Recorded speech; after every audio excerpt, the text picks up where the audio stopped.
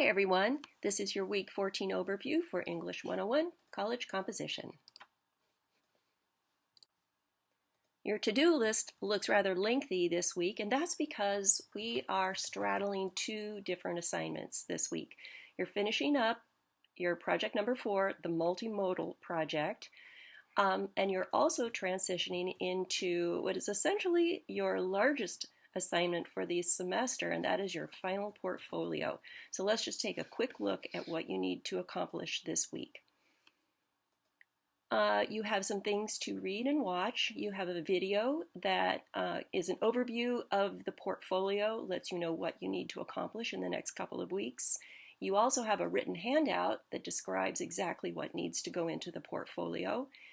You have a project called the 101 Final Portfolio Outcomes, which is an exercise that helps you reflect on what you accomplished throughout the semester and what you need to do to put your final portfolio together.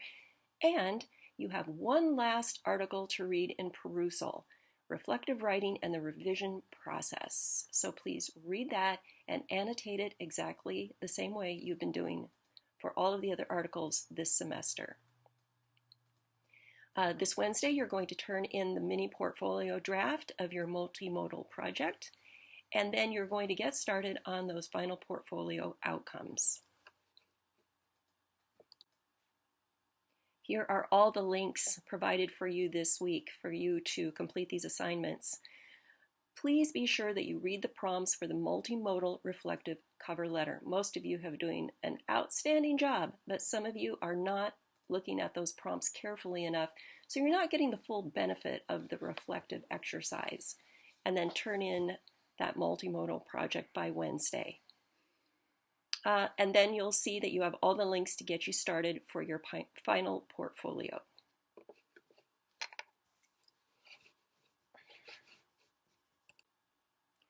Let's quickly review what you're going to be doing for your final portfolio. Now, please don't rely on my summary here to get you started. You really do need to go in and watch the video and read all of the prompts and instructions for this assignment. But the one thing I want to reiterate is that this is worth 50% of your final grade. Up until now, because this is a portfolio graded class, you've been getting full credit for basically simply handing in all of those assignments you've done so far. If you completed any of the rough drafts, the peer review, the mini portfolio drafts, you got the full number of points. So if you've turned everything in this semester, you're sitting on an A, okay? But that A only represents 50% of your grade this semester. So that means if you aspire to get a top grade in this class, you really have to focus on this final portfolio and follow the instructions and do your very best work. What you're essentially doing is looking at all of the work you've done this semester, and you're pulling out examples of your very best writing, researching, synthesizing, analyzing, all of those great skills that we've been working on, and revising, and you're packaging it together to create this showcase, if you want to think about it that way, that represents or demonstrates your best work and your growth over the last 4 months. Your portfolio will consist of a substantial reflective cover letter. Now, this is a separate cover letter devoted just to the portfolio. Please do not include the cover letters that you've previously written in the semester. Everybody must turn in a revised copy of their research project, but then you get to choose 2 other projects from all of the rest of the assignments that you think best demonstrate your skills and your growth. As I said, unlike the mini portfolios, the final portfolio will be graded for content, growth through the revisions, and quality rather than simply completion.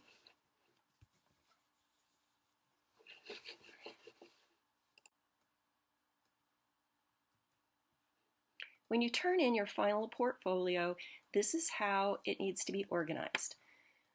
Please put it all into one document. Don't submit a whole long list of links. So you're going to have to open a blank document, and cut and paste each one of these into that document so that I can just open it up, start at the very top, and just read and scroll all the way through it and see everything that I need to see in order to grade this portfolio. So please start out with your cover letter. Start out with your final revised draft of your research assignment, and then your mini portfolio version of the research assignment with my comments. This is really crucial. I need to be able to see the comments that I put on your mini portfolio drafts, and then I compare that to your revised draft, and that gives me a really clear idea of how you have implemented my comments or suggestions into your revision and what kinds of changes you've made. And then you'll do that for your second best assignment and your third best assignment.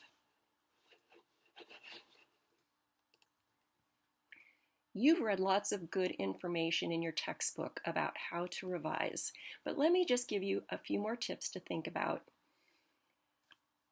Really, the main thing that you need to do first is please go back and reread the assignment instructions for each one of those, the research project and whichever two that you are working on. A lot of you have gotten tripped up by not quite understanding what the assignment was asking you for or not including everything that it required. So double check, make sure you know exactly what you're accomplishing in this assignment and that you've included everything that it asks you to do. As you look at your assignment, step back and ask yourself again, what is my main point? What is my thesis? What is my paper trying to say? What am I trying to communicate to my target audience? Locate your thesis statement and make sure that that statement accurately captures your main idea for this paper. Make sure that you fully understand who your readers are and your purpose. Now, for most of the papers in this class, you understood that your audience was your peers and myself. However, if you're including your multimodal project, remember that is focused on a completely different audience for a completely different purpose. So make sure you're very clear about that. Double check your evidence and your sources. Do your sources adequately support the claims that you are making in your paper? Are they reliable? Are they credible? Have you communicated to your readers where these sources come from and why they are reliable? Does each section of your paper relate back to the thesis? Make sure that you haven't gone down, we call it going down a rabbit hole, going off in some other direction that is deviating from your thesis.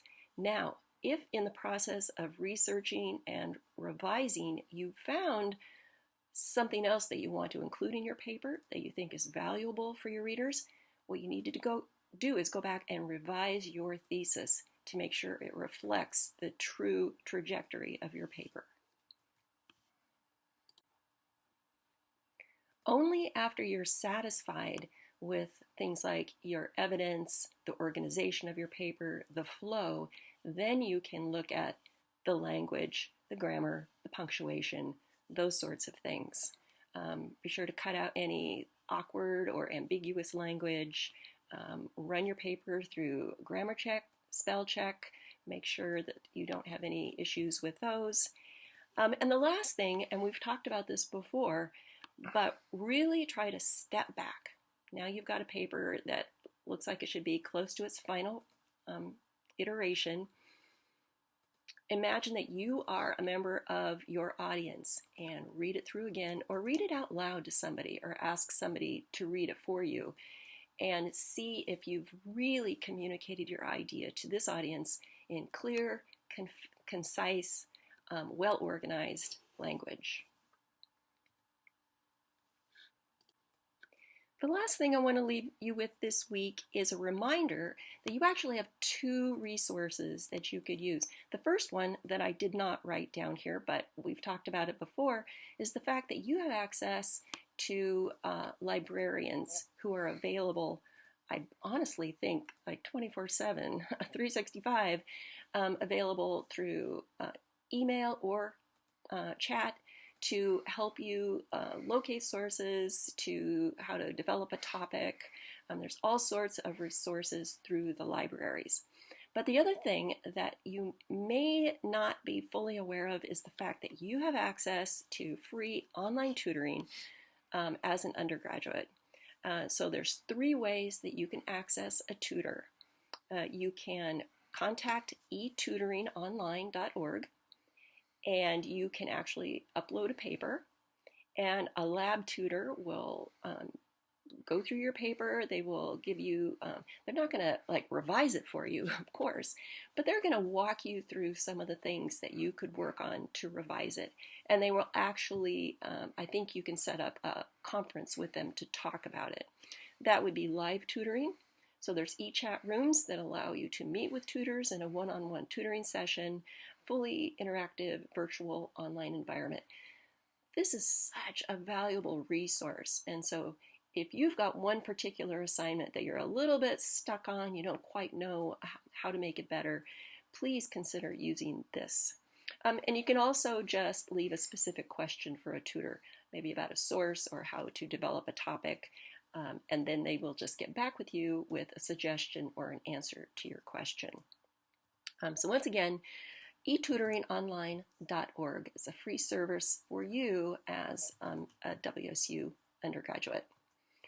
All right, that's what I want to leave you with this week. So please let me know if you have any questions about this week's assignment, the multimodal project, or the upcoming final portfolio assignment. All right, have a great week.